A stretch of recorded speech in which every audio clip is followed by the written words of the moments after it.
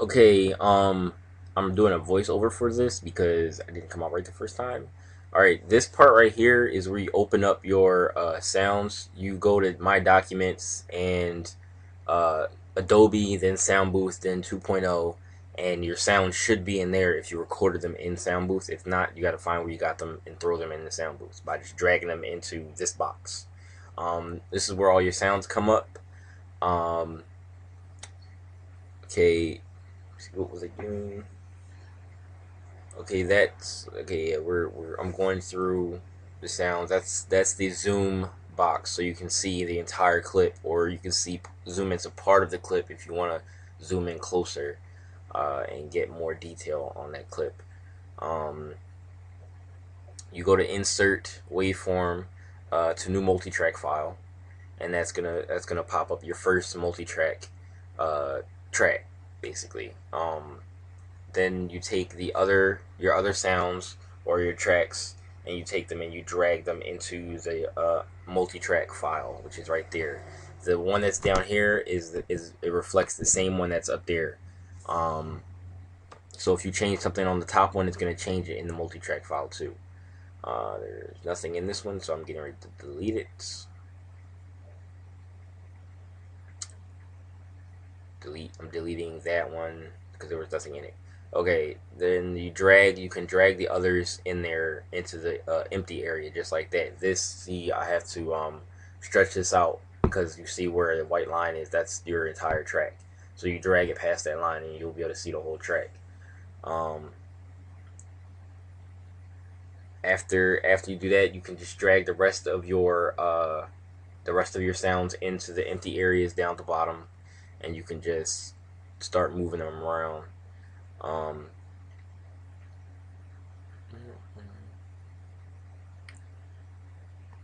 this right here, if you want to edit it, that little ball that pops up, that's a keyframe. That's so you can do fade outs with the volume. I forgot to put that in there, but if you click that at the end and put one and then put another one right after it, just by clicking on that white line, you can do fade out, and you can make it, and you drag the yellow ball down, and you'll see that the line will move. If you only have one, the whole line will move. But if you have one and you have one right after it, then the one that you drag that's after it, if you drag that one down, then it'll only drag the end of it down, so that you can do fade outs like that. You can add as many keyframes as you want, so that you have dynamic fade outs. Um, and you can move these around just any way you want, just dragging them up and down. It's just like in Pro Tools.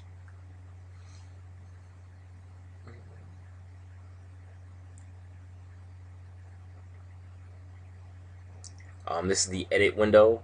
If you didn't see that, at the end of the green bar right above the wavelength, at the end of the green bar, you'll see the yellow word that says edit. You click that and you'll be able to edit and cut off. You just highlight it and hit delete, and you'll be able to cut it off. Or you can do it this way by getting this cursor, by putting it on the end of here, and when you drag it over, it'll delete the beginning. If you do it that way, I believe you can stretch it back out so you don't lose any information. So if you do the clipping way by putting it at the end of either side and dragging it in, you'll be able to drag it back out. That's the mute button right there, so you can mute certain tracks, and then the one next to it is the solo button, so you can solo certain tracks. So it'll mute all the rest of the tracks. But you probably know that already. We had it in audio. That's the volume, the decibels. That's the volume for that track. You can do it right on the wavelength too. If you click there, you'll see it right there, and you just click and drag it over to the side, and it'll make it louder, or drag the other way and to make it softer. I dragged it too far right here, and that's why it disappeared. So don't worry about that. But you see that adjusts the levels of the volumes.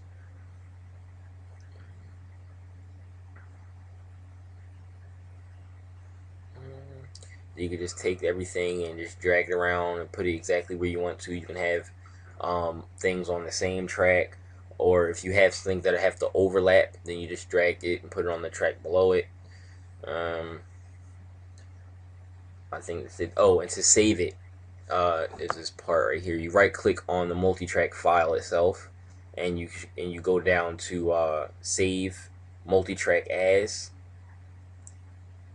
and you click on that, and then You go to the drop down box right there, and you just go down to MP3, and then hit save, or you name it first, and then hit save, and then you save it to your desktop, I guess, or wherever you want to save it. And do you have your MP3?